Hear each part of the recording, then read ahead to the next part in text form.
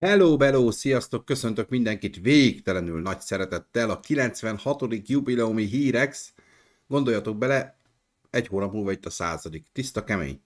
Így telik az idő, srácok, képzeljétek el. Ha még hozzáadom azokat az adásokat, amik még nem is hírexek voltak, ez már nagyon sok. Már majdnem 200. adás lenne, de a hírexből nem soká jön a 100. Az, hogy arra lesz-e valami spéci téma, azt még nem tudom, majd kitaláljuk. Egyelőre érjük el, mert még ott nagyon messze van. Tudjátok, vasárnap 19:30, ilyenkor mindig hírexezünk, nagyon-nagyon kevés kivétellel. Ma is itt vagyunk, illetve itt vagyok egyedül, de természetesen ezt is megszokhattátok már. Peti most nem tudott jönni családi témák miatt, de majd legközelebb ismét érkezni fog. Ma is hoztam nektek filmes híreket, érdekességeket. Nem volt most ez a hét olyan nagy eresztés, tehát így kellett munka, hogy találjak olyat is, aminek még esetleg valami hírértéke is van, de azért próbáltam összeszedni egy párat, hogy ezt a kis órácskát ki tudjuk együtt tölteni. Természetesen köszöntöm a már itt cseten lévőket is, Blanka, Gergő, Ádám, Imi, mindenki itt van, gyerekek, szépen gyűlik a banda. Örülök, hogy itt vagytok hétről hétre, is köszönöm nektek ezt nagyon-nagyon nagy szeretettel. Illetve a VOD nézőket is köszöntöm, hisz tudjátok, hogy ha a vége az élőnek, akkor kb. Egy 45 perc és kim van a VOD. Ha arra nyomtok majd egy lájkot, illetve elindítjátok a háttérről, hogy legyen rajta nézettség, azt is nagyon szépen megköszönöm. És hát a kommentek jöjjenek, az a lényeg, tudjátok. Szia úristen, téged is köszöntelek. No, nézzük, azt mondja, hogy szia Száni, hogy vagy? Nekem szokásos kérdés Blankától. Nagyon jó vagyok, neked köszönöm szépen, remélem te is jó vagy, Blankám. Lassan Guinness rekord. Hát lehet, hogy nem, de igen, nagyon alakul. Láttad a Superman? Nem. Jövő hét elején tervezem megnézni, nem már. Végigmelóztam a hétvégét, most is azért vagyok olyan kis üde és friss egyébként, mert még 3-4 óra alvás van mögöttem, de igyekszem összeszedni magam. Sunny egyelő Batman. Na, most már Batman is lettem, köszönöm szépen. No, héten kikerült egy Squid Game videó, nagyon nehezen szántam rá magam, de egyszer hajnal 3-kor kaptam egy képet, hogy nekem most erről beszélnem kell. Látható is a videón, hogy nincs megírva előre, hanem ez teljesen spontán. Beszéltem egy 40 percet, kicsit megvágtam és ki is raktam másnap. Szóval remélem, hogy tetszett nektek, illetve megnéztétek, ha még nem, akkor természetesen ezt tudjátok pótolni. A Squid Game 3. évadáról elmondtam én is a kis véleményeimet. Bocsa, dupla kommentére net hülyéskedik, semmi probléma egyébként, hát én csak örülök a sok kommentnek. Utólag is boldogat, Száni Mester, nagyon szépen köszönöm, Gáborom. Hát igen, szerdán betöltöttem a nagyon sokadik életélemet, már ki sem merem mondani, mert nem is tudom, már idáig nem tudok elszámolni. Sajnos jövő hétre lesz valami terve, dolgozok jövő héten is nagyon sokat, csütörtök, péntek, szombat, egész nap éjszakáig, szóval nem kell terv, csinálnak nekem szerencsére. Jövő hét elején meg a Superman szeretném megnézni mindenképpen, mert arról még talán egy videót is jó lenne összehozni. Előjelzések szerint jó a film egyébként, Tomi már látta, ő is mesélt nekem róla, azt mondta, hogy nekem nagyon tetszeni fog. Én nagyon bírom a fanyar humort, nagyon szeretem James Gunn stílusát, nagyon szeretem azokat a Marvel filmeket is, amiket nem szokás szeretni, szóval én már biztos nyertem vele. No, akkor kezdjük is el, jó? Hát, hogy gyűlünk még, aztán akkor majd beszélgetünk szépen sorban. No, első hír, tudjátok, az elejére mindig ilyen kicsit ilyen kis rövidebb híreket rakok. Ha nem halt meg senki, vagy nincs nagy születésnapos, akkor belevágunk egyből. Most nem tudok ilyen híres halálesetről, szóval ennek csak örülünk, hogy most nem ilyennel kellett kezdeni, hiszen a múltkor 3-mal is kezdtünk, ha emlékeztek rá. No de úgy fest, hogy végre elkészülhet a Nemzet Aranya 3. Nem tudom, hogy láttátok a filmet, ugye nem egy mai film már, a Nemzet Aranya 1-2, ugye Nicolas Cage kalandfilmje. Tudjátok, ezek a klasszikus kalandfilmek, Indiana Jones, stb. Ezekre hajaz ez a hát sorozat, mert ami sorozat is készült belőle, mondjuk az ettől teljesen független, de én nagyon szerettem, nem tudom, hogy láttátok-e. Ha nem, akkor viszont érdemes pótolni, mert amúgy egy tök érdekes filmek. Nagyon-nagyon régen, mikor Tomival elindítottuk ezt a csatornát, meg is fejtettük, ugye, hogy a kalandfilmek mindig ugyanarról szólnak. Az összes kalandfilm. Mindig van valami tárgy, vagy nevezzük lófasznak, amit meg akar szerezni a jó oldal, de meg akar szerezni a rossz oldal is, és akkor ezeknek a harcát látjuk gyakorlatilag, hát itt sincs ez másképp. De akkor nézzük a cikket, ha megtalálom azt az egeret, ami kell, mely akkor 3 van előttem, tudjátok. Ismét napirendre kerülhet az új felvonás, jó ideje hallani már arról, hogy a 3. rész is elkészülhet Nicolas Cage nevével fémjelzett kalandfilmhez, már szinte mítosszá vált a Nemzet Aranya 3 létezése, sokszor bejelentették, hogy készül, nem sokkal később mindig cáfolták a létezését. Egy új pletyka szerint most viszont tényleg összejöhet a dolog. A Disneyvel kapcsolatos ügyekben általában jól értesült Disinsider egy iparági benfentesse egy bizonyos Daniel RPK-ra hivatkozva. Azt írja, hogy a film fejlesztése alatt áll a Disneynél. Forgatókönyvíró Chris Bremner írja, aki a Bad Boys mindörökké rossz fiúk és a Bad Boys mindent vagy többet című filmet is szállította. Ha ez a hír ismerősnek tűnik, az nem a véletlen műve, ugyanis már 2020-ban is írtak arról, hogy dolgoznak a következő részen, viszont mindig jött a szokásos, hogy mégsem indul el a projekt. Tavaly elvileg Ted Elliott az író is azt nyilatkozta, hogy ő is dolgozik már a skripten, és a következő rablást a valaha volt legfurcsábbnak nevezte, szóval érdekes lesz. A nagy kérdés persze az, hogy az eredeti szereplők, főleg Nicolas Cage, hogy visszatérnek-e. Ezzel kapcsolatban még annyi biztos, hogy nincs biztos információ, tehát senki nem tud semmit. A hollywoodi sztár egyébként Benjamin Gates nevű történész kriptográfust alakította a sorozatban. 2004-es első részben egy valódi szabadkönyves legendát dolgoz fel, miszerint George Washington, Thomas Jefferson és Benjamin Franklin a függetlenségi háború alatt jelentős mennyiségű aranyat rejtett el. Ennek megtalálásához pedig az alkotmányban, valamint a függetlenségi nyilatkozatban elrejtett hivatkozások megfejtésére van szükség. A 2007-es második részben, ami a Titkok könyvtára címmel érkezett a mozikba, Abraham Lincoln elnök meggyilkolásának rejtélyét igyekeztek felgöngyöríteni, és nem összekeverendő a Titkok könyvtára című filmmel, mert hogy van ilyen is, az is egy kalandfilm sorozat volt, és tényleg abból is volt egy sorozat, fantasztikus. Én nagyon szerettem a Titkok könyvtárát is, az első két részt, a harmadik az már kicsit elrugaszkodott a stílustól, de hogyha szeretitek az ilyen kalandfilmeket, akkor én ajánlom tényleg a Nemzet Aranya két részét és a Titkok könyvtára első két részét is. A Titkok könyvtárában, amúgy meg Noah Weil volt a főszereplő, hogyha jól emlékszem, ugye a vészhelyzetből a kis fiatal kölyök volt még akkor, szóval érdemes megnézni azt is. Na, írjatok jó kalandfilmeket majd kommentben, hogy ti melyeket szeretitek, tényleg az Indiana Jones-tól kezdve, vagy a modernebb, újabb kalandfilmek is, de ez mind nagyon jó stílus. Egyébként rengeteg tévésorozat is van, ami ugye ezt a témát próbálta, vagy ezt a stílus próbálta vinni, de a Nemzet Aranya szerintem tényleg egy nagyon kellemes darab. Nem tudom, valamelyikőtök látta esetleg a sorozatot, mert arról viszont semmit nem tudok, abba bele sem néztem. Állítólag az nem lett olyan jó, de hát nyilván most embere válogatja, hogy ki mit szeret. No, nézzük akkor, hogy mit szóltatok ehhez. Jók voltak a Nemzet Aranya filmek, írja Ádám. Annyira a 2000-es éveket idézi, nagyon jó. Hát, de amúgy tényleg. Annyira nem volt James Gunn-os a Superman, kicsit uncsi volt. Meglátjuk. Mondom, Tomi is azt írta, hogy a Tomi várta a nagy megfejtést az új Superman film elő, egy kicsit nagyon rajongója, szintén, mint a Jurassic World-nek.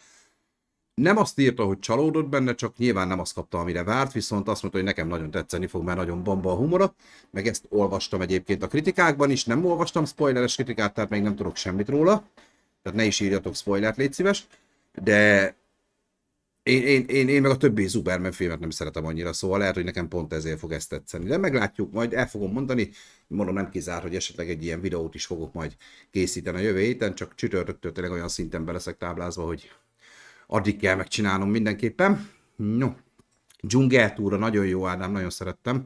Nekem nagyon tetszett. Szia, Live Moonside, köszöntelek téged is. Jurassic Park filmek is kalandfilmek számítanak? Szó, tegyük oda, de nem feltétlenül. Kalandfilmnél mondom, nálam egy kicsit olyan nagyon primitívnek nagyon primitíven fogalmaztam meg, de valahol mégis erről szól, hogy van egy valami tárgy, bármi, kincs, valami, és azt akarják megszerezni.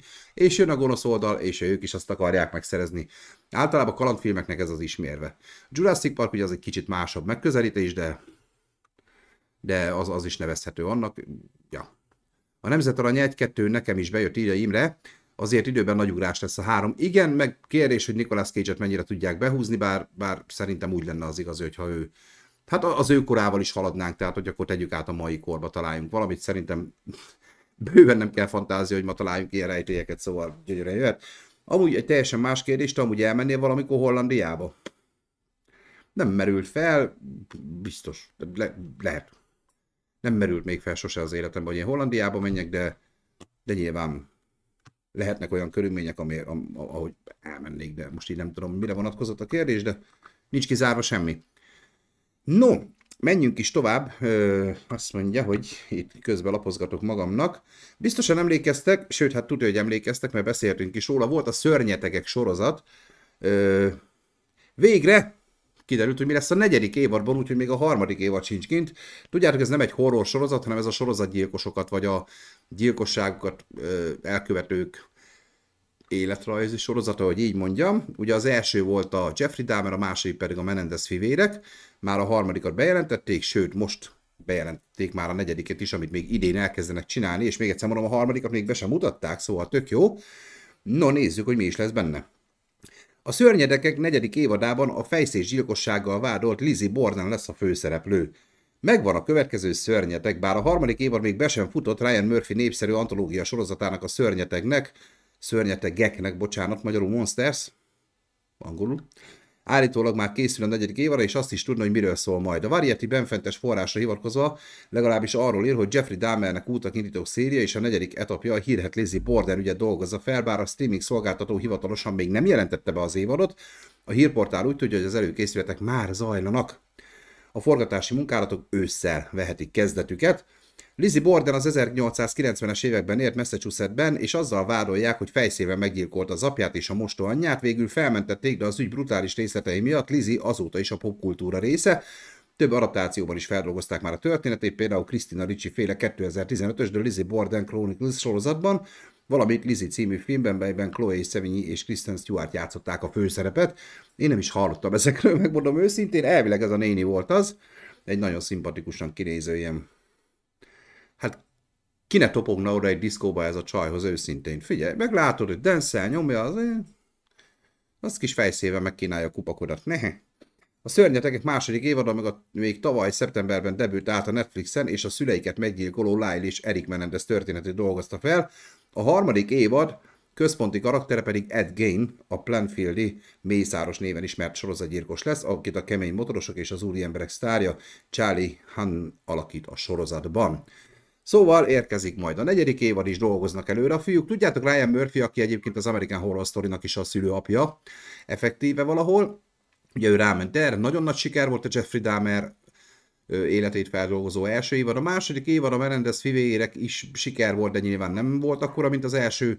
Hát meglátjuk, hogy a továbbiakban ez hogy fog működni. Szerintem tök jó, hogy így ilyen legendás, értsétek jól, legendás karaktereket feldolgoznak a sorozatban. Mondom, a Jeffrey Dahmer az patika volt, az nagyon-nagyon meg volt csinálva. Na nézzük. Mikor fogsz dolgozni campus esetleg? Nem ott leszek, hanem a Csini babában leszek csütörtök, péntek, szombaton. A campus mellett, ugye nem konkrétan bent. Így van, már déltől ott vagyok éjszakáig. Sorozatot még nem láttam életemben, Jézusom, ez nagyon durva. Jeffrey Dahmer sorozatot nem láttam, csak dokumentum alapján ismert. Már Jeffrey Dahmerről egyébként készült rengeteg film feldolgozás is, dokumentumfilm is volt. Van a Netflixen egy ilyen konkrétan dokumentum sorozat, ami különböző sorozatgyilkosokat követ, vagy vizsgál meg, és Jeffrey Dahmerről is volt talán egy 3 részes. Ugye ez a Szörnyetegek, ez nem dokumentum sorozat, hanem ez konkrétan egy film jellegű, tehát itt abszolút színészek játsszák el ezeket a szerepeket, és akkor magát a tárgya. Hát ugye az első résznél ugye magát a sorozatgyilkosságok folyamatát, a lelki hátterét, és a végén pedig ugye az ítéletet, illetve magának Jeffrey Dahmernek az halálát is mutatja.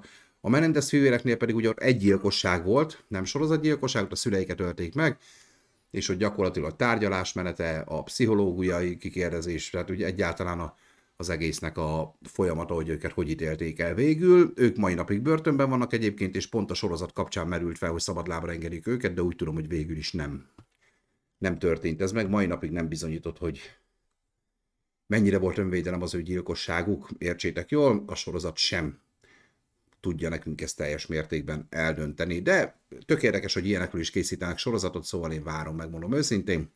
No, akkor mehetünk is tovább, srácok, lányok.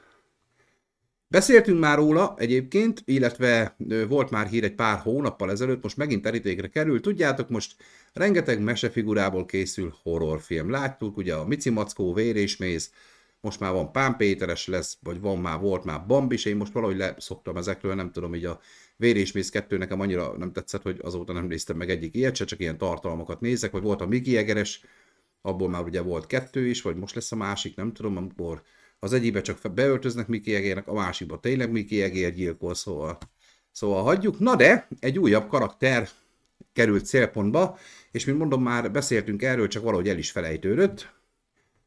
Tönkretett gyerekkor készül az Aladdin horrorfilm. Hoppá! Hoppá! Aladdin horrorfilm. Nagyon durva. Manapság virágoznak a klasszikus karaktereken alapuló horrorfilmek, a trend a Mici Mackó Vér és Méz című film megjelenésekor indult, majd olyan karakterek kaptak horrorfilmes feldolgozást, mint Mickey Egér, Hamupipőke, Bambi vagy Pán Péter, most pedig Aladdin is csatlakozik a sorhoz. A Bloody Disgusting jelentése szerint a kétrészes horrorváltozat készül az ikonikus arab mesehősről, az Aladdin és az Aladdin's Revenge című filmeket a B22 Films készíti, melyek sötétebb megközelítésben mesélik el a keleti mese történetét. A filmet Brad Bentman írja és rendezi, aki olyan horroralkotásokról ismer, mint a Meteors, The Funeral és a The Guardsman. Na, én ezekből pont egyiket se ismerem, nem tudom, hogy ti hallottatok már bármelyikről is. A megjelenés 2026-ra várható, hiszen még ebben a hónapban elkezdik a forgatását. Ebből ki lehet hozni nagyon jó dolgokat, mert mindjárt mondok én olyan ginnes horrort, ami nagyon régi, nagyon gagyi, de mégis rohadt jó. Batman így értelmezi a történetet, nem Batman, csak mondom, hanem Batman, így értelmezi a történetet, ez az Aladdin a régi mesén alapul. Ez a történet arról szól, hogy annyira akar valamit, hogy nem vesz észre a következményeket, egyszerűen csak kívánja, és onnantól kezdve minden összeomlik. Az eredeti történet Aladdinról szól, aki egy kívánságokat teljesítő varázslámpást talál, a főhős herceggé szeretne válni, hogy feleségül vehesse Jászmin hercegnőt. Az új adaptációban viszont a hőst női szereplőre cseréli, újra értelmezi azt a mondást, hogy vigyázz, mit kívánsz. A filmben olyan színészek tűnnek fel, mint, hát figyeljetek, ide le van írva, ha esetleg akarjátok, Devani Pin, Billy Blair, Indira Starr és Joanne Lewis, én nem ismerem őket, megmondom őszintén, ez az én hibám, nem az övéké. A Disney a Disney animálta Aladdin filmje ugye 92-ben debütált, hatalmas sikert aratott, részben Robin Williams ikonikus Jin szerepének köszönhetően majd olyan folytatások követték, mint a Jafar visszatér és az Aladdin a tolvajok fejedelme, valamint ugye kapott egy élő szereplős Aladdint is a világ, Guy Ritchie rendezésében, ahol Will Smith volt egyébként a Jin konkrétan képileg is, illetve hangilag is, ugye a mesében csak hang nyilván. Robin Williams, itt viszont Will Smith maga arccal is eljátszotta ezt a karaktert. Figyeljetek, a Jin témából lehet kihozni dolgokat, nyilván nem úgy, ahogy amit én mindjárt mondok, horrorfilmet, viszont ebből lehet nagyon jót csinálni, ha nem gagyizzák el. Amit én régen láttam, mert nagyon-nagyon régi, ez megjelenésében jelmezekben is, effektekben is látszik, ez a Halálmester című sorozat volt, az is ma hiszem 4 rész volt. Halálosztóként is megy, de nem a Terminátor, ne keverjük össze. A Halálmester, ez kibonottan arról szól, hogy a Föld és a túlvilág között van egy apró, vagy egy vékony réteg világ, ahol dzsinnek élnek, és szeretnék a Földet elfoglalni. És itt vannak ilyen gyémántok, amikben el vannak rejtve ezek a dzsinnek, és akkor az egyiket kibányásszák, vagy kicsákányozzák, és elszabadul az egyik dzsin. És az a lényeg, hogy ahhoz, hogy a barátait, illetve a bajtársait idehozza a Földre, 3 kívánságot teljesítenie kell ugyanannak az embernek. Csak hát ez a dzsinn az nagyon jó fej, és úgy teljesít kívánságot, hogy abból jól ne jöjjek ki véletlenül se, csak példa, hogy én ezt nem akarom látni, és akkor kifolyik a szeme, és nem fogja látni. Tehát, vagy például van egy része, hiszem az a másik rész van, amikor a börtönből az egyik csávó azt mondja, hogy na, ha annyira dzsinn vagy, akkor old meg, hogy én a rács másik oldalán legyek. Tehát kiszabaduljon a börtönből, és konkrétan átpréseli a rács másik oldalára. Hát végül is teljesíti a kívánságot, csak nem így. Tehát így kell elképzelni, hogy baromi jó horrorfilm. Egyébként talán ott is az első 2 vagy 3 rész volt jó, a negyedik az már kicsit gagyi volt, de ha valaki szeretne nosztalgiázni, akkor én egyébként nagyon tudom ajánlani. Nyilván el kell fogadni azt, hogy ez valami 80-as évekbeli cucc, ez látszik mind az effekteken, mind a színészek. A színészek sem a legjobb színészek, na mindegy, de mégis klasszikus tudott maradni. Szóval valaki szereti a Gin-is témákat, akkor hajrá! Amúgy már a Disney rajzfilm elén a Barlang is volt ijesztő, nagyon jól megcsinálták azt az animációs filmet. Az a tigris fej volt az, vagy párduc fej, vagy valamilyen nagy macska fej volt, ha most így nagyon régen láttam már az Aladdin, mind a filmet, mind a rajzfilmet, de az valami olyasmi volt, ugye, valami nagy macskás fej volt. Szeni ezt nem mondott, komolyan ez nagyon durva beteg, el sem tudom képzelni milyen horror. Hát jó lesz, világ, ullanomra törő, Jin, bizony. No, de megyünk át tovább, mert vannak még itt hírek. Beszéltünk már a Vörös Szonyáról is, hogy készül egy remake belőle. Annyit tudni, hogy az a film konkrétan 40 éves, ha jól tudom. de javítsatok ki, ha nem így van. Megérkezett végre a hánytatott sorsú Red Sonja remake első előzetese, lássuk, érdemes volt ennyit várni a filmre. Szia Dórim! Puszi puszi! Amiben visszatér a fém láncból készült bikini. Lássuk be, férfi társaim, több szempontból is várható ez a film.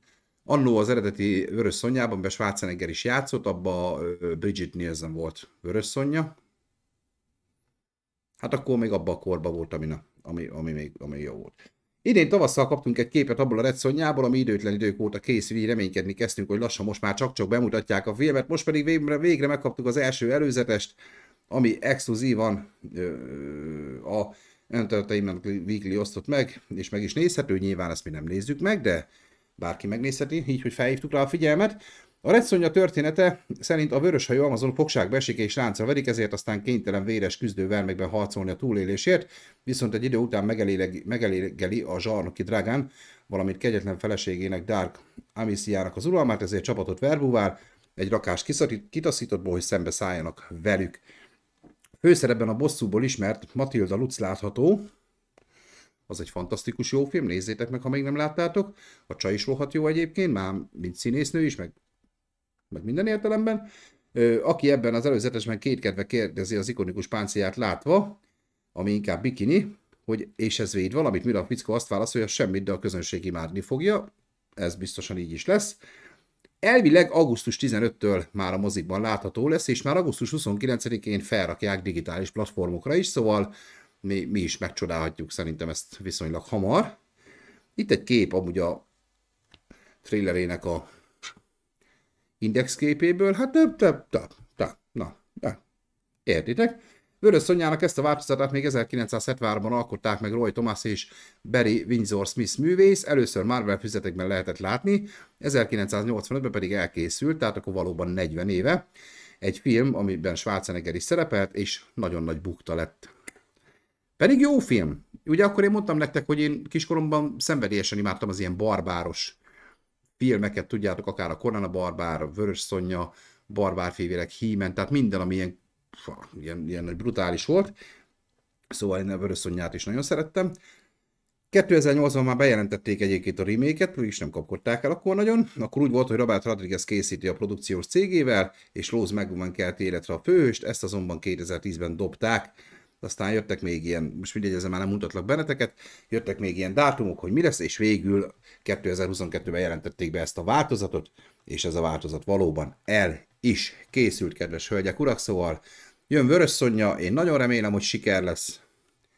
Nem tudom, hogy a 21. században, konkrétan 2025-ben a barbáros vagy ez a vonal mennyire fogja tudni a helyét megállni, de amúgy életet lehet leelni a szériába, így, hogy Ádám is írja, ugye jön az új He-Man film, és ugye arról is beszéltünk egy pár héttel ezelőtt, szóval lehet, hogy jön az újjáéledés ebben a stílusban. Én egyébként nem lennék ellene.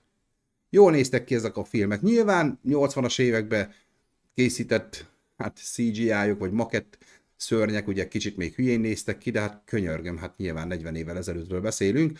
Most már azért meg lehet ezeket úgy csinálni, hogy wow, hogy úgy nézzenek ki. Nem csak a nénik, hanem a szörnyek is például. Szóval én nagyon-nagyon bizakodó vagyok ebben a tekintetben, és nagyon várom. Tehát augusztus 15, illetve már augusztus 29-től elérhető lesz digitálisan is. Még ha nálunk nem is, ezt tudjátok, mivel jár, az már mi is el fogjuk tudni érni, így vagy úgy. Szia Tomikám, szia! No, haladjunk akkor tovább közbe. Régebben volt már témánk, egy ideig jegeltük, nem nagyon volt róla új hír, most se olyan nagy hír, de azért mindenképpen megosztanám veletek. A Dune 3 hivatalos címet kapott a nagy sikerű sci-fi franchise új része. Már most arra kérek mindenkit, mielőtt még eljutnék a cikkben odáig, hogy kaptok egy percet.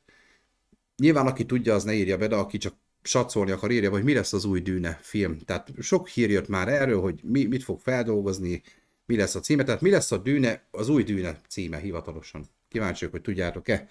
Megvan a következő Dune címe, mely a regény folyam első trilógiájának utolsó kötetét dolgozza fel. Eddig úgy tudtuk, hogy a könyv címét viseli majd, és a Dune messiása címen fog futni.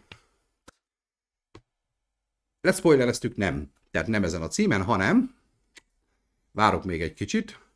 Ugyanaz, mint az előző, hát mondjuk nem, nyilván nem lehet ugyanaz a címe. A sivatag útja, nem. Sokkal durvább címet fog kapni. Tomi, te olvastad már? Tudsz róla? Tudjátok, én nem vagyok nagy Dűne fan, tehát én el vagyok ezekkel. Na, elmondom nektek, mert nem akarom húzni kedves vodnézőktől sem az időt. Be fogtok szarni. Denis Villeneuve soron következő alkotása nemes egyszerűséggel, követve a második film címadását, Dűne Part 3. Azaz Dűne harmadik rész. Nagyon jó. Én nagyon-nagyon ez lesz a címe neki. De amúgy meg logikus, bazd meg. Hát most volt egy Dűne Part 2, akkor miért ne legyen Part 3? Szóval én amúgy ezt támogatom. Amúgy nem kell ezt túlvariálni, amúgy nem. Pont ezt mondom, lényegre törő gyerekek. Hát nem ugyanaz a cím, nem lehet Part 2, a harmadik rész is, Blanka, nem ugyanaz a cím. Ugyanaz az elv, az lehet, de a cím az nem ugyanaz. Szóval Blanka, ne vitatkozzák, köszönöm szépen. A közelgő film Frank Herbert 1969-es Dune Messiah, azaz a Dune Messiás a című regényét dolgozza fel, és Paul Atreides történetét követi nyomon, aki átveszi a császár szerepét, bár a film kulcsfontosságú jelenetekben IMAX kamerákat fog használni, az IMAX vezérigazgatója Richard Gefflefond nemrégiben tett kijelentésével ellentétben nem a teljes filmet fogják forgatni ezekkel a kamerákkal. Ja, itt meg most elkezdik itt írni, hogy most mitől IMAX egy film, meg mitől nem IMAX egy film, ebben én nem akarok belemenni. Lesz még IMAX-es hírünk a mai napon, de egyébként különbözik az, hogy IMAX-el forgatott, vagy filmet for IMAX megjelölés, mert az egyik az tényleg azzal forgatott, a másik digitálisan hitelesített, de nem IMAX kamera. Kutyát nem érdekli, de az a lényeg, hogy lesz benne IMAX jelenet is bőnyállal. Az lenne poén, ha Part 4 lenne. Amúgy igen, Star Wars módjára később adnák ki a sztorit. Amúgy az nagyon baszó lenne, hogy tudod, hogy nem egyben lennének a részek, hanem harmadik rész, 8., 16. és akkor most jön egy 4. Akkor ugyanannyira érteném, mint így amúgy, mert én ez a Dűné, nekem ez... Én így se értem, hogy miről szól.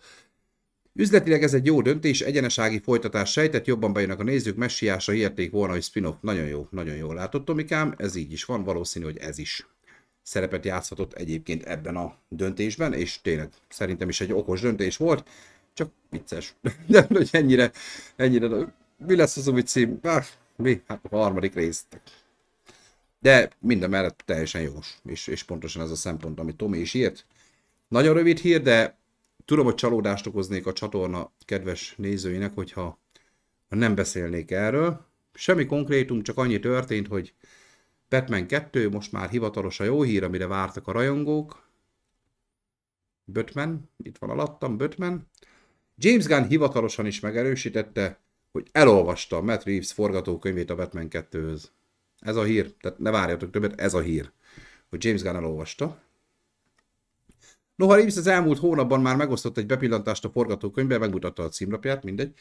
Utóbbi időben enyhén szóval is csendes volt a projekt házatája. Gunn egyébként meglehetősen tömören fogalmazott a forgatókönyvről, amit nagyszerűnek nevezett. Gunn egyébként maga is egy nagy premier előtt áll, hiszen a Superman, ugye ezen a héten mutatták be a mozik, illetve amikor a cikket írták még csak később, de értsétek jól, és ugye az ő elnökségével épül most ez a DC univerzum. A Batman 2-re ugyanakkor még várnunk kell, hiszen a film tervek szerint leghamarabb, tehát már most nem az, hogy 2027, hanem most már még tolódhat ez. Addig is csekkoljátok a Superman, blablabla, nézzétek meg a Supermanet. Blanka csalódott, miért vagy csalódott, drága Blankám?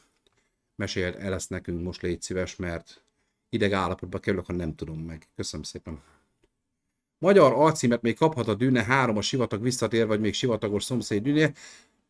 Nem tudom, mert szerintem a második se kapott, ugye? Ott is csak Dűne második rész volt, ha jól emlékszem, de javítsatok ki.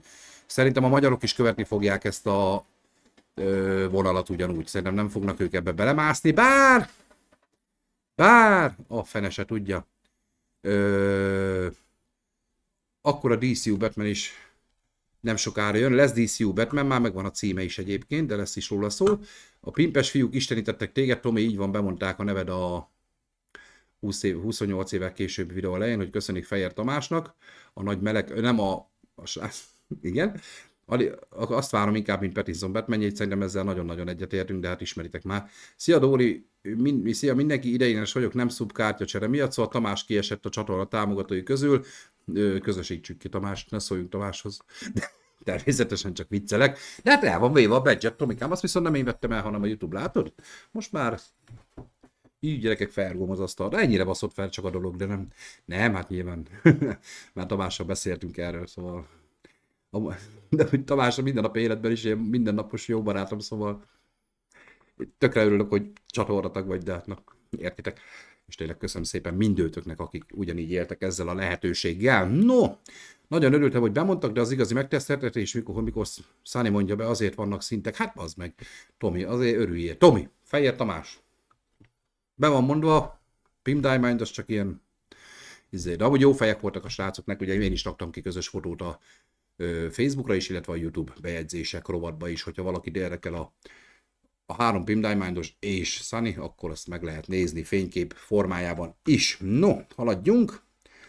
Peter Jacksonról már nagyon régen volt szó, ezért most találtam nem ezért találtam a cikket, hanem csak ezért hoztam most be a műsorba. Nem vonultam vissza, Peter Jackson 11 éve nem rendezett filmet, de jó eséllyel ez változni fog a jövőben. Gyűrűk úra kell ide. Na, nem Peter Jackson, azért elmondom, bár nem nagyon tér el ettől, kb. Ugyanígy néz ki, csak több szakálla van neki. Dóri pedig már 21 hónapja családtagunk, bizony Dórikám, nagyon-nagyon szépen köszönöm, és nem tudok elég köszönetet mondani neked. Elsők között volt Dóri, bizony, és ráadásul Promax fokozatú családtagunk folyamatosan, és nagyon szépen köszönjük tényleg. Peter Jackson a Gyűrűk ura trilógiával vált halhatatlanná, és 10 évvel ezelőtt elkészítette, illetve leszállította az előzmény történetet, a Hobbit trilógiát is. Ezt követően azonban nem rendezett filmet. Nem igazán, mert hivatalosan, akik már nem öregszenek, és a The Beatles Get Back is az ő rendezései, de ezek dokumentumfilmek valójában inkább csak szerkesztői és restaurátori munkát követeltek tőle, mivel mindkettő archív felvételek felújításáról és egymáshoz illesztéséről szólt. Úgyhogy gyakorlatilag már több mint 10 éve a Hobbit trilógiát lezáró 5 sereg csatája óta nem rendezett a szó klasszikus értelmében. Visszavonult volna? Nem. Hanem ő ezt nyilatkozta. Nem vonultam vissza. Ez biztosan állíthatom. Jelenleg 3 különböző forgatókönyvben dolgozunk. Ott tartok most, hogy 3 különböző nagy forgatókönyvet írok. Egyrészt gyártjuk a The Hunt of Gollum, amit Andy Serkis fog megrendezni jövőre. Tehát az mekkora kemény, hogy Gollum ugye Andy Serkis karaktere, ugye számítógépes technikával, vagyis hát ilyen CGI-jal, tudjátok, és ő is rendezi a filmet, nagyon baszó. Nagy élvezettel dolgoztam a dokumentumfilmeken, legyek bár ezek miatt öregnek nevezve vagy sem, a Get Back-en és a Beatles projekt, vagy a Beatles projekten, imádtam az egészet. Viszont, ami nagyon érdekes, erről különben van egy külön cikk, de azt nem hoztam be, hogy Jackson újabban azon dolgozik, hogy feltámassza az Új-Zélandon egykoron őshonos strutszerű madarat, az óriás moát, ami 600 évvel ezelőtt halt ki. Ehhez DNS mintákat kell gyűjteni, elemezni, szóval lesz vele munka, melyből a rendező is kiveszi a részét. A Screen Randnek így nyilatkozott erről. De számomra az, hogy feltámasztatom az óriás moát, legalább annyira izgalmas, hanem izgalmasabb kihívás, mint megrendezni bármelyik filmet, amit valaha lehetőséget kapok. Nagyon sok filmet készítettem már, de az óriás moa feltámasztása olyan szinten izgalmas dolog lenne számomra, ami bármit felül most az életemben. Úgyhogy azért ne legyünk biztosak abban, hogy pár éven belül jön az új Peter Jackson film. Még jó, hogy az új Gyűrűk ura projekt nagyban Serkinsen múlik, a The Hunt of Gollum 2027. decemberére várható. Szóval képzeljétek el, Peter Jackson is belefogott abba a projektbe, hogy DNS technikával, vagy hát most nem tudom milyen technikával újra életre keltsék ezt a bizonyos kihalt madarat. Tudjátok, már volt egy ilyen farkasos projekt is, ami sikerrel zárult. Nyilván vannak fanyalgók, vannak rajongói a dolognak, de most úgy látom, hogy ez egyre sűrűbben előfordul, és tapasztalom és olvasom, hogy egyre több kihalt állatfajt, állatcsoportot próbálnak életre kelteni, tehát nyilván DNS klónozni, nem tudom, hogy mondják ezt, de hogy ez nyilván tehát vethet fel az emberekben kétségeket, meg ellenszenved, de hát a fene se tudja, megoldhatja az élelmezést. Azért ilyen struccokat, ezek ilyen nagy óriás struccok, baszki, ezt. Ilyeneket megtenyésztjük, öcsém, mindenki jól lakik. Ha csak azért tenyésztjük. Hát ne tenyésztünk mamutot, gyerekek, egy egész falunak megvan az ebédje, szóval csak mondom, na mindegy. Meglátjuk. Szia Janek, hello. No, nagyon szívesen, Szánikám, szeretünk Tomival, nagyon egyem a kis szíveteket, én is nagyon imádlak benneteket, hát tudjátok, sőt, Tomit mikor katanozunk, akkor meg még jobban, hát olyankor ő tudja. Blanka miért lennél olyan? Száni, csak szólok, hogy olyan vagyok, mint Gollum, csak sokkal ijesztőbb. Melyik részre gondolsz, Blanka? Erre ezt fejtsd ki, légy szíves, hogy te miért vagy olyan, mint Gollum? Olvastam, Sunny, én is, de a vérfarkas is csak kinézetre hasonlít, egyébként sima farkas. Igen, azért is mondom, hogy nem tudom, hogy ezek mennyire hitelesek, vagy mennyire csak dizájnolás, vagy kis DNS manipulálás, vagy pedig valóban annak az állatnak a tényleges feltámasztása, értsétek jól. De durva azért, hogy most már ezekbe is belemásznak. Nem tudom, hogy a nemzetközi jog mennyire szabályozza ezt.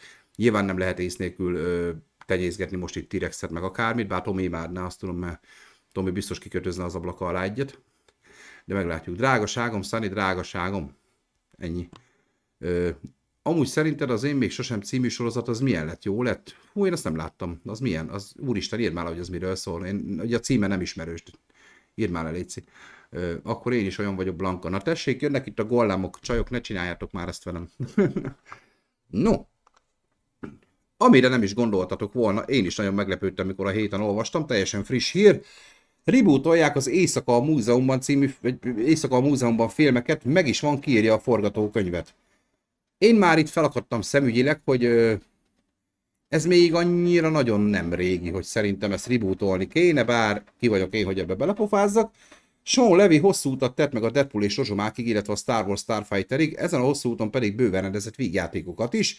Övé például a fantasztikus komédia sorozat a Ben Stiller nevével fémjelzett Éjszaka a Múzeumban, melyet a 21 Labs Entertainment Levynek a cége, és a 20th Century Studio újraindít Tripper Clancy író segédletével.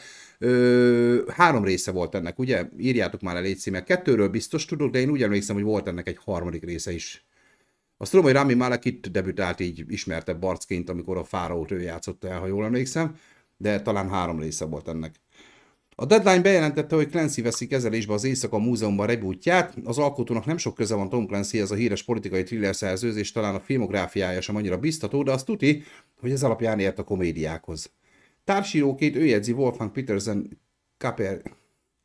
Caperjét, ez egy filmcím, nem tudom, bankrablós vígjáték. A 4 a bank ellent, és neki köszönhetjük Dave Bautista és Kumail, mindig kibaszok magammal ezekkel a nevekkel, Nanjiani Übergázát, az viszont kurva jó film volt az Übergáz, azt nagyon szerettem, és alaposan kivette a részét a Kevin Hart nevével fémjelzett Die Hard franchise-ból, valamint epizódokat írt az Így nem okéhoz. Netflix méltatlanul korán elkaszált TV vígjátékához. Az Éjszaka a Múzeumban film történetről csak annyi lehet tudni, hogy tiszta lappal kezd, tehát nem folytatja az előző sztorit, és új karaktereket vezet be, ám nagy összegben mernénk fogadni rá, hogy a koncepció ugyanaz marad, hát nyilván egyébként mitől lenne Éjszaka a Múzeumban film, hogyha minden megváltozna. Tehát lesz egy főhős, egy éjjelőr, aki állást kap egy múzeumban, és akkor éjszaka pedig életre kelnek a múzeum figurái, tárgyai, minden, amit el tudtok képzelni. A széria 2006-ban indult, pont ezért van, a 19 éves az első rész. Hát, én nem gondolnám, hogy indokolt lenne már itt egy reboot, de mindegy. 2 élőszereplős folytatás készült hozzá, akkor 3 részes, köszönöm. Valamint pár évvel ezelőtt a Disney Plus-ra érkezett még egy animációs film Éjszaka a Múzeumban, Kanmun Rá visszatért címmel.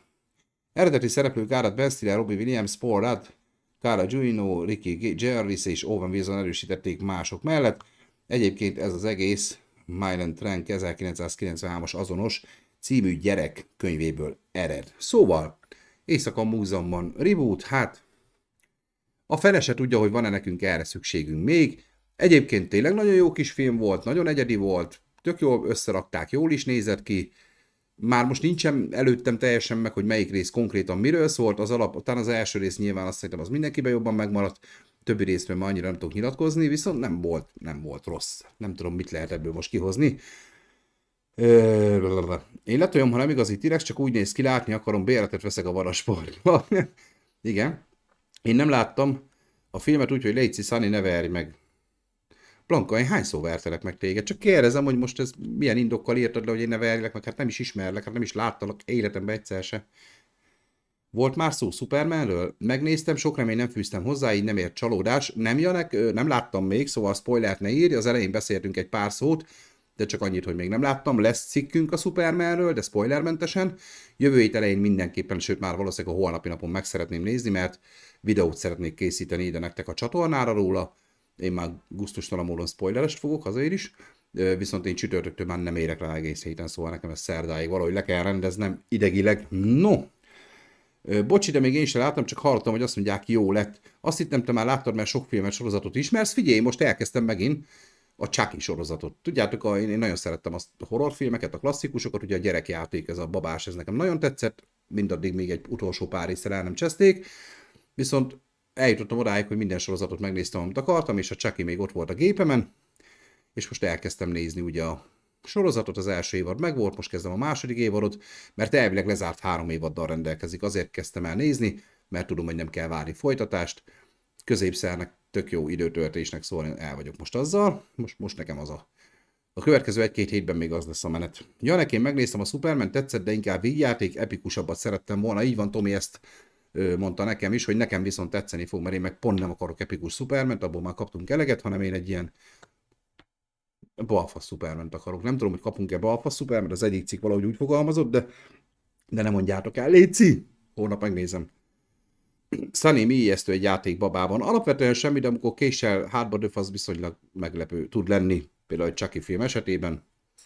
Utána már lehet fosni tőlük. No, megyünk tovább. Azt hittem, kevés hírt hoztam. Kajak, így jöttem, hogy nem lesz 1 órás az adás, és most járunk a felénél. Ha. De azért, mert én pofázok sokat. Szóljatok rám, hogyha sokat beszélek. Hoztam egy Star Wars-os hírt is. Új spin-off készülhet. Sőt, mielőtt elmondom a címét, úgyis látjátok, már most már tököm ki van. Tehát komolyan egyik héten bejelentek egy Star Wars sorozatot, aztán mégse lesz belőle semmi, aztán filmet csinálnak, de aztán azt is elkasszálják, szóval én már most feladtam, hogy én most memorizáljam, hogy milyen Star Wars-ok jönnek, de most megint egy új bejelentés. Új spin-off készülhet a Star Wars folytatás trilógiához egy megbízható forrás szerint. A Star Wars Skywalker kora óta sorozatokban él tovább, azonban ennek a trendnek jövőre vége szakad, hiszen a Mandalori és Grogu érkezik a moziba. Ez tiszta, az ugye a Mandalori sorozatnak lesz egy lezárása gyakorlatilag. Nyilván azt is csak azt tudja megnézni, vagy annak érdemes megnézni, aki a sorozattal, a Mandalorival, illetve a Book of Boba Fettel, mert hogy az is beépül a sztoriba, ezekkel tisztában van. Másoknak nem biztos, hogy ez akkor át fog ütni. Persze ez is az új köztársaság korszakában játszódik, tehát a Jedi visszatért követő időszakban, ami a birodalom maradványának restaurációs kísérletei körül forog. Érthető, hogy a Lucasfilm egy darabig jegelte nem csak a mozifilmek, hanem a folytatás trilógia kérdéskörét is, mivel a Skywalker kora nagyon félrevitte ezt az egészet, de valami visszaüt, mert az új Jediland film és a Starfight mellett által készül egy újabb spin-off a 7-8-9 részhez. Bam. Ugye eddig azt mondták, hogy azt elengedik teljesen, na hát most mégse.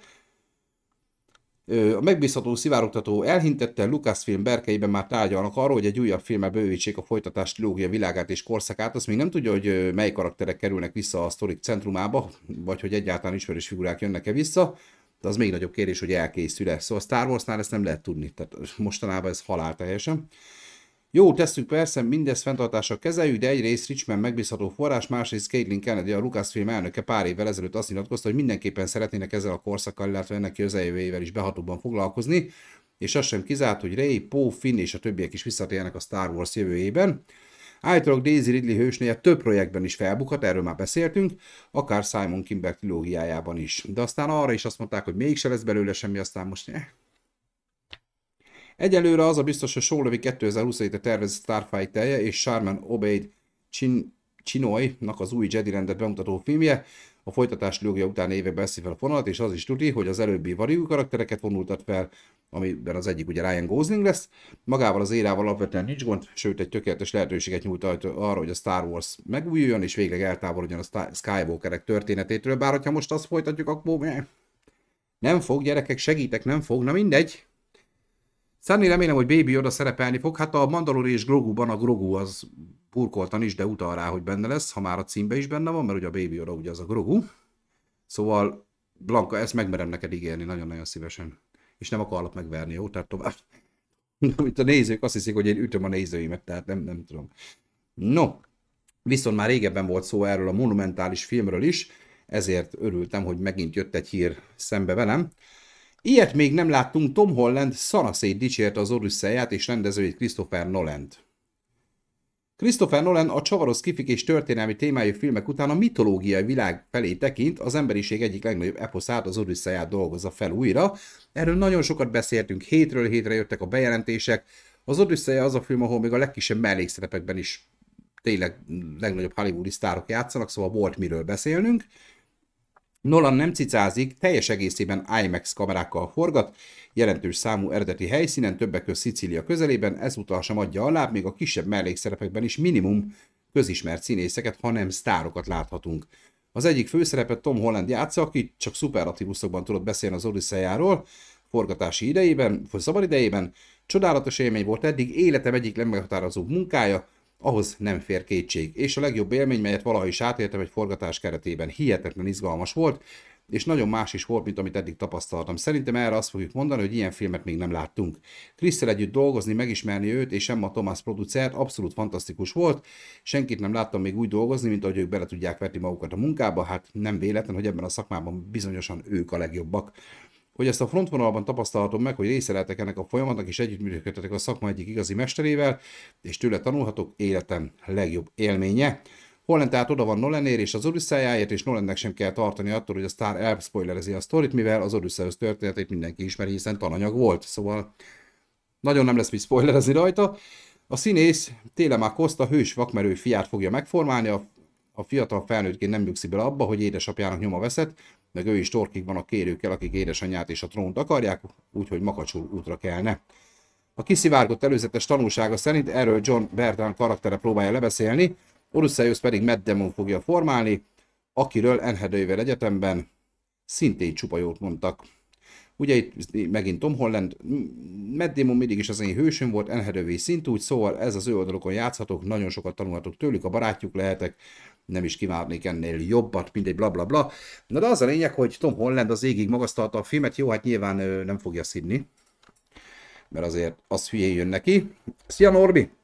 Szóval abszolút város a film, én eddig is azt mondtam, hogy nagyon várom, biztos rohadt jól fog kinézni, hát Nolan bácsiba én nem szoktam nagyon csalódni, néha megtéved a fiú. Igen, elkéstél Norbi, már volt Tóth Gabiról már beszéltünk, sajnos ma már nem fogunk, szóval ez ilyen, Norvikám.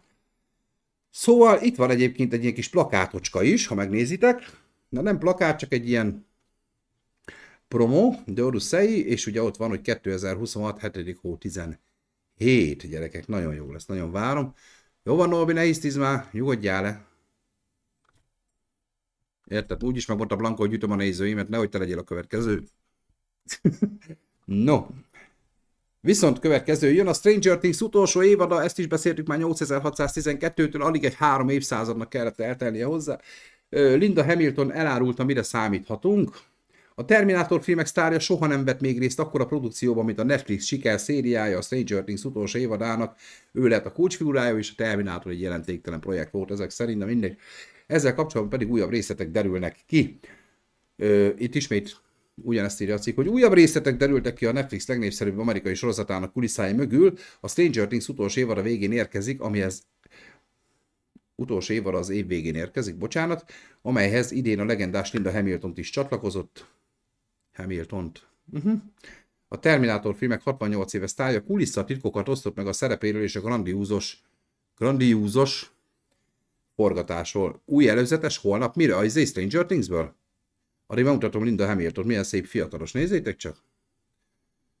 Ez a tipikus nagymama. Húsleves, töltött kápi, hadd szóljon. Csak egy kicsit keményebb kiadásban valószínű. A Stranger Things 5. évad titokzatos orvos fog alakítani Linda Hamilton, aki komoly befolyásol lesz a világ és a helyen lefelé. Na, imádtam ezt a fordítást. Upside down. Hamilton úgy érzi, élete legnagyobb szabású produkciója. 8 epizód leforgatása egy évet vett igénybe, szóval soha nem voltam egy projekten egy évig. 6 hónap volt a leghosszabb idő, a Terminátor, a Dante Pokla és hasonló filmeket régen 6 hónapig forgattuk, de ma már alig csinál ilyet valaki. Mesélte Hamilton, aki közel a 70-hez is hatalmas lelkesedéssel vetette bele magát a munkába, a fejesek ugyanis rögtön berodták a sűrűjébe. A nagy jeleneteimmel kezdték a forgatást az első hetemen, nagyon érdekes volt, felkészültem már a szerepre, de az első forgatási napok irtózatosan mozgalmasak voltak, megnéztem, mi van a beosztásban, és azt gondoltam, szó sem lehet róla, még egy szót sem tudtam a karakterről.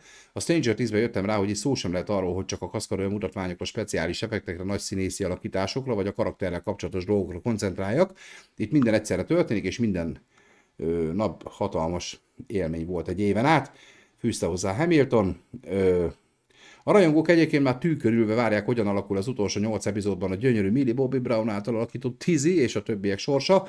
Sok teória kering a fináléról, többen úgy sejtik, hogy a Londonban és New Yorkban látható Stranger Things The First Shadow című darab adja meg rá a választ, tehát kurva jó, ha az is kell hozzá, tényleg.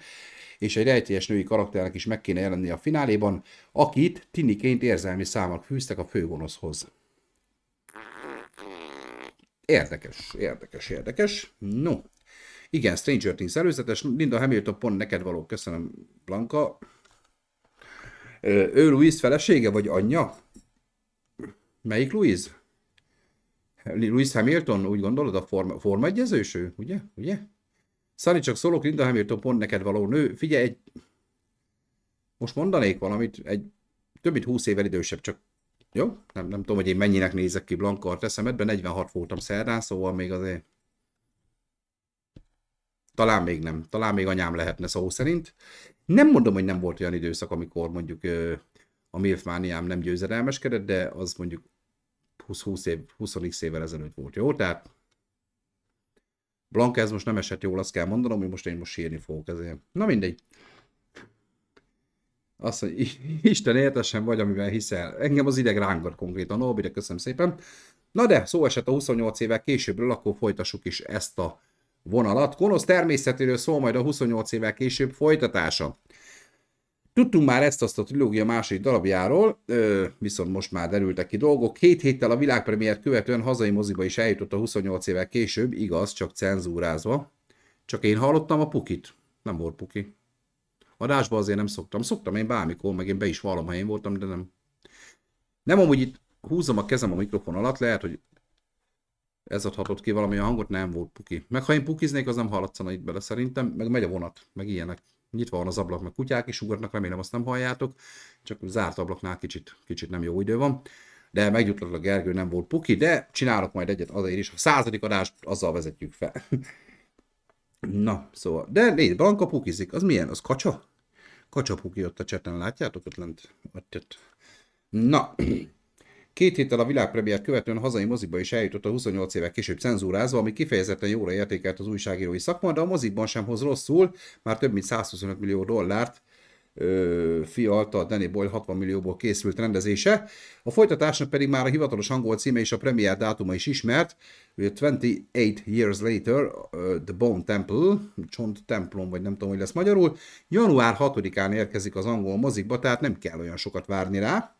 A második felvonásról már tudni ezt az, hogy többek között a folytatásban Jake O'Connell Jimmy-je és az ő furcsa őrült csapata dominál majd. Ez szerintem sokaknak ellenszenves, mert nagyon sokan fikázták azt az utolsó pár percet, ami róluk szólt, de elég érdekes irányba vinné el szerintem ezt a sztorit, de javítsatok ki. Nem tudom, nekem nem biztos, hogy tetszene, hogyha ez a vonal menne tovább, de majd meglátjuk. A karakter egyébként külsőre, stílusra, viselkedésre egyaránt Jimmy Savile emlékeztet, akit az angol közösség biztosan felismert, a nemzetközi nézők számára azonban közel sem lett olyan egyértelmű az utalás. Jimmy Savile a BBC néhai népszerű műsorvezetője, akinek a halálát követően derült ki, hogy több száz gyermek és sebezhető beteg ember ellen követett el szexuális bűncselekményeket, bár bőven voltak arra utaló jelek, hogy Savile miket tesz, úgy tudni a BBC vezetősége nem vette komolyan ezeket.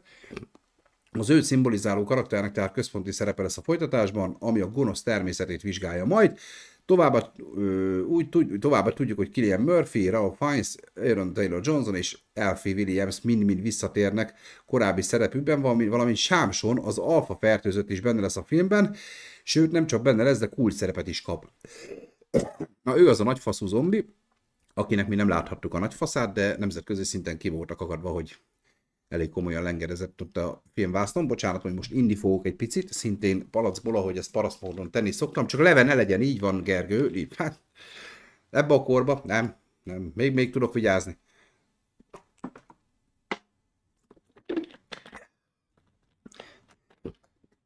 Szani, a zombik rohadt rundorítőleg, főleg kilógó szerveik miatt, hogy a francot tud egy...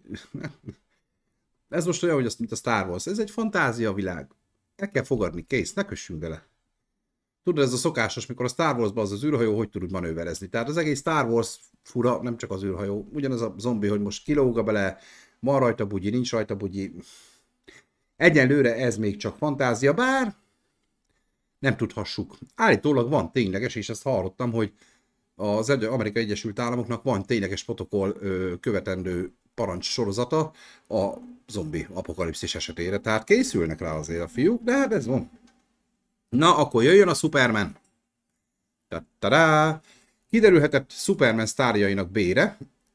Mi magyarok szeretünk másnak a zsebében turkálni, most ezt megtesszük. És meglepő vagy sem, de nem a főhőst játszó David Corenswet tette zsebre a legtöbb pénzt. No de vajon ki? Nyilván őt se kell félteni, tehát nem zsíros kenyérre kell neki most egy évig gondolnia. Befutott végre az év legjobban várt filmje, a Superman, melynek pozitív kritikai és nézői fogadtatása mindenképp hatalmas sikert vetít előre, sőt az észak-amerikai elővetítések rekordbevételt hoztak, úgyhogy James Gunn művének minden esélye megvan, hogy nagyot taroljon a kasszáknál. Még kérdés persze, hogy a színészek munkáját mennyire honorálja az adott stúdió, és ha hihetünk a Puck Newsnak, akkor a Lex Luthort játszó Nicholas Holtot különösen megbecsülték, mert a 3 főszereplő közül az ő bére volt a legmagasabb, $2 millió. Corenswet és a Lois megformáló hölgyemény egyaránt $750,000 kaptak a filmért, legalábbis eddig. A vonatkozó cikket író Ben Fentes hozzátette, hogy mindegyik sztár számíthat nyilván a bevétel függvényében további bónuszokra, de amúgy ez durva. Mondjuk egy Robert Downey Jr. elmegy $50 millió egy Marvel filmbe, itt meg még mindig azért az $1-2 millió megállnak a gázsik. Ez nekem olyan fura, mert ez, tehát már azért egy Schwarzenegger is 10x éve is $5 millió kapott egy filmért, ha nem mondok hülyeséget nagyon, de kemény, amúgy kicsit meglepődtem. Nem annyira nehéz megfejteni, miért lehet ez a helyzet, ha tényleg ez a helyzet, hiszen David Corenswet és Rachel Brosnahan sem azok a jól bejáratott nevek Hulkhoz képest. Mondjuk ez nyilván oda tesz, hogy ők azért nem olyan álistás színészek még. Corenswetnek ez az első nagy film szerepe, korábban inkább mellékszerepe, vagy főszerepe, korábban inkább mellékszerepekben tűnt fel, tévés produkciók mellett, Brosnahan pedig tévésorozatok világában vetette meg a lábát, kártyavár, káprázatos Mrs. Maisel sztárja volt, valamint egy Emmy díjat is begyűjtött. Holt mögött azért combosabb mozis szerepek, illetve franchise-ok állnak, mint a Mutánsok fiatal változatáról szóló X-Men filmek, Mad Max a haragútja, a Menü, 2. számú esküt, és a Nosferatu főhőseit is ő formálta meg. Szóval nyilván ő egy ismertebb arc, neki is van persze presztízs sorozata, a Nagy Katalina kezdetek, melyben Ali Fanning mellett a másik főszerepet alakította. Minden esetre a Superman, Corenswet és Brosnahan számára is kiváló ugródeszka a nagyobb fizetések felé, szóval nyilván ezt meg lehet érteni, úgy gondolom. És ugye mondtam, hogy nem hozok semmi spoiler, csak akartam mindenképpen Superman-es hírt, ezért elesett a választáson, de még következzen egy cukiság, ezt kipróbáltam. Írd be a Google keresőbe, hogy Superman, és nagyon cuki dolog fog történni. Kipróbáltam, működik. Most látom, hogy mindenki, aki nézi a vorot, illetve most élőben néz minket, egyből beírja majd a Google-ba, hogy Superman. Befutott a mozikba a Superman, az első élőszereplős alkotás James Gunn rendezésében és az új univerzumban. A kritikák többségében pozitívak, vagyis úgy tűnik megérte várni az adaptációra. A hype vonatra... Szia DK, hello! A hype vonatra pedig a Google is felült, és jópofa kis meglepetést rejtett el a keresőben az új szuperhős produkció kapcsán. Ahogy a címben ezt már elszpoilereztük, apróság előívásához nem kell más tenni, mint beírni a Google keresőjébe, hogy Superman, melyet követően egy kutyamas tűnik majd fel a képernyő alján. Meg is mutatom nektek, meg kurva jó fej vagyok, figyeljetek! Ki is nagyítom nektek, figyeljetek! Csak be kell jönni a Superman, nyomsz egy Enter-öt, és itt feljön egy kis mancsocska, látjátok itt alul. Megnyomod, és akkor így a kutyával össze lehet mancsozni az egész képernyőt, valami kurva brutálisan értelmes dolog amúgy. És amíg itt lent az X-el ki nem kapcsolod, addig nem tudsz kattintani sehova. Jó, a címbe igen. De idáig működik, látjátok? És leigszelitek, és akkor jön egy víz, lemossa, és akkor nagyon szuper. Hát csak mondom, hogy ez nagyon menő. Próbáljátok ki. Sziasztok, bakker, vasárnap van. Hát, igen. Ja, hogy nem tudtad, hogy vasárnap van? Az baj. Én is szoktam kb. Ilyen állapotban lenni, de hát ez sajnos, ebben a korban már nem egyszerű, ezt én tudom. Superman logó is itt van, így van. Sunny, erről már hallottam az Easter-egről, ötletes, igen, hát ez csak egy kis érdekességként hoztam nektek így a végére. És még egy pár Marvel gondolat, és ezzel én el is köszönök erre a hétre, de természetesen jövő hét vasárnap is jövünk a 97. jubileumi hírekszel. Szóval jó lesz. Nagyot látszott rajta, hogy nem igazi. A filmben nekem a kutya túl CGI volt. Igen, hát ezt gondolom, hogy igazi kutyával nem lett volna egyszerű megoldani. Én nagyon kíváncsi leszek rá, nekem ő a kedvencem már előre, tehát én amúgy is kutyapárti vagyok nagyon, szóval én leszarom Superman meg a többieket, de a kutya az cuki. Meglátjuk. Mondom, megnézem mindenképpen, mert ez tényleg olyan film, meg kell nézni, bár meg a Jurassic World-et sem néztem meg, Mert mondtam Tominak, hogy egyedül nem vagyok hajlandó, ő meg nem jön velem. Sunny Boratról mi a véleményed, az fasza. Sunny, olyan hosszú kommentet írtam a Squid Game kritikákra, hogy lement a videó, mire végeztem vele. Igen? Mikor? Mert én nem láttam, vagy akkor lehet, hogy még most írtad? Én úgy emlékszem, mindenre válaszoltam, amire néha nem kapok értesítést, ezt Rainman Angel-lel is szoktunk ezen küzdeni, hogy két kommentet ír inkább, de mostanában még e-mail értesítésre kapok a kommentekről, nekem kell egyenként végigbogarászni. Tehát nyilván megteszem, nincs ezzel semmi gond. Megnézem majd, köszi DK. Szia Dávid! Semmi baj, nem soká vége van, rakom fel a vodot, egy 40-45 perc múlva fel lesz, és akkor azt is indítsátok el legalább a háttérbe, jó, hogy egy nézettség legyen már rajta általatok is, meg írjatok kommentet mindenképpen, meg a lájkot ne felejtsétek el megnyomni, mert tudom ám, hogy van, aki nem lájkolja. Köztetek is, akik élőben itt vagytok velem. Igaz, Blanka? Na, igen, a múltkor Blanka már írt kommenteket, de még like nem volt a videón, szóval Blanka lebukott, hogy nem szokta lájkolni a videót. Csak mondom. No, régóta várt szuperhőssel bővül a Marvel moziverzum. Már DK is 19 hónapja tag. Köszönjük szépen DK, hogy ennyi ideje velünk vagy a csatorna tagok között. Tényleg. Így telik az idő. Csak fú, nagyon durva gyerekek, hogy ennyi idő eltelt így. Hát már a csatorna is lassan 5 éves, nem itt az látszana rajta, de nagyon durva. De köszönöm szépen nektek. Wonder Man még idén érkezik a Disney Plus-ra. Yahya Abdul Mateen 2, milyen kis szimpatikus neve van az úriembernek, alakítja a régi vágású Marvel hőst, a Wonder Man-t a Disney Plus hamarosan érkező sorozatában, amiből pár jelentet már meg is mutatott a streaming szolgáltató.